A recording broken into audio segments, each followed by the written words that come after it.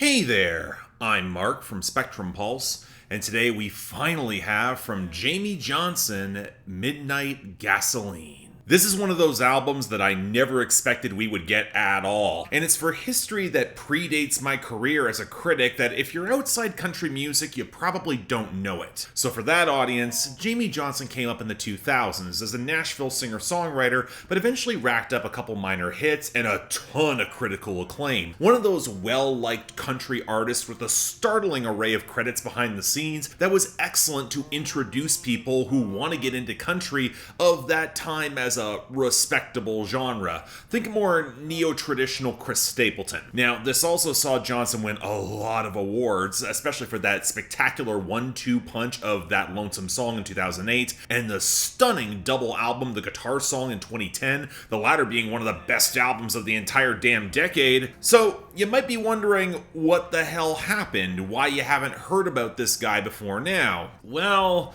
it's because outside of a Hank Cochran covers album in 2012 and plenty of scattered guest appearances and tribute songs, Jamey Johnson has not released another project before now for the last 14 years. And it's kind of been tough to pin down why. In 2017, he described a bad concussion he had suffered years earlier that was making it difficult for him to write songs. There were some label disputes in the mid-2010s where he put out a Christmas EP. He also admitted that the recording and the release of his original albums was rarely as profitable as touring or doing other work, to the point where I legit did not expect that we would ever get this album. I mean, it was kind of a meme in country music circles for nearly a decade that Jamey Johnson was finally working on something, and we would totally get that album announcement any day now. But it's 2024. Country music in the mainstream and otherwise has shifted a half dozen times since The Guitar Song, and yet Jamey Johnson's returning with a new project, half produced by the Kent Hardley Playboys and the other half by Dave Cobb, just like on The Guitar Song 14 years ago, and it can really feel like so little's changed.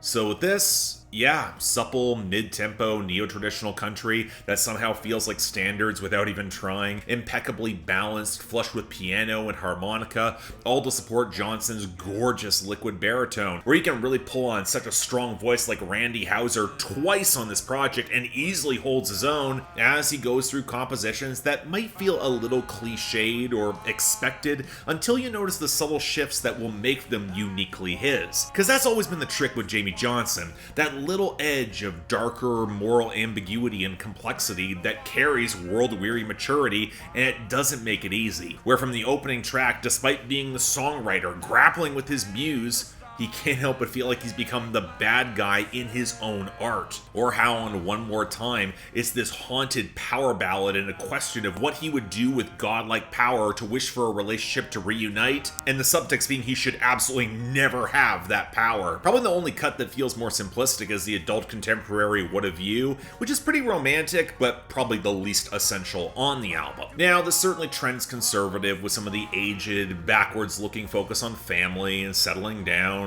getting off the tour life, the military funeral song 21 Guns, it's not a Green Day cover, and the closing challenge for tolerance on What You Answer To, where you can tell he's a bit confused dealing with different pronouns of different folks, but his approach of it's not what they call you, it's what you answer to, it's more gruffly understanding than I think I would have ever expected. But the acknowledgement of living through those complexities puts it in a more old-fashioned, less reactionary lens. Hell, a song like Sober highlighting the distrust he faces actually having cleaned up his act in the small town, that's kind of revealing in its own way. And No Time Like the Past is a sarcastic subversion of that in highlighting the mess that can come with dwelling in those spaces post-heartbreak. I mean, nothing like the past, but maybe you should move on from it? What might be the larger nitpick is the project's pacing. It is excellently produced, but it is deliberately ballad-heavy. It starts off slow, and it takes the cover of Charlie Daniels' Trudy with a lot of brass to really kick up any momentum, that only periodically gets a little bit of deeper swagger like the sleazy Saturday Night in New Orleans. And in short, there is a question of whether this was worth the extended wait, or if you were expecting something to the scale of The Guitar Song, and I don't think this is that.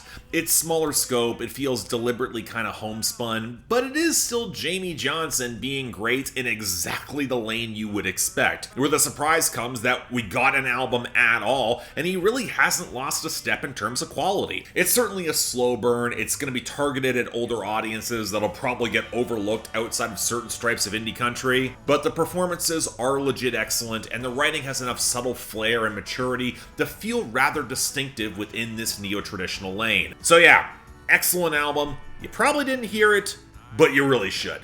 Check it out. So yeah, thanks a lot for watching. If you want to see more, please be sure to like, share, drop comments, subscribe.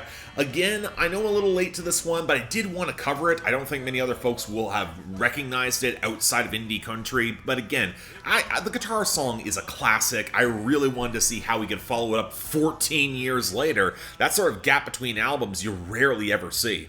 So again, I was excited about this. Beyond that though, anything else I might be able to do to improve my presentation, I'm all ears. And if you all want to get involved in helping support the channel, make sure I can cover albums like this sooner on my schedule, or just talk to me on my Discord, link to YouTube memberships and Patreon are right over there. Don't feel obligated, tough times, I understand, but the option is available. Till then, I'm Mark, you're watching Spectrum Pulse, and I'll see you next time.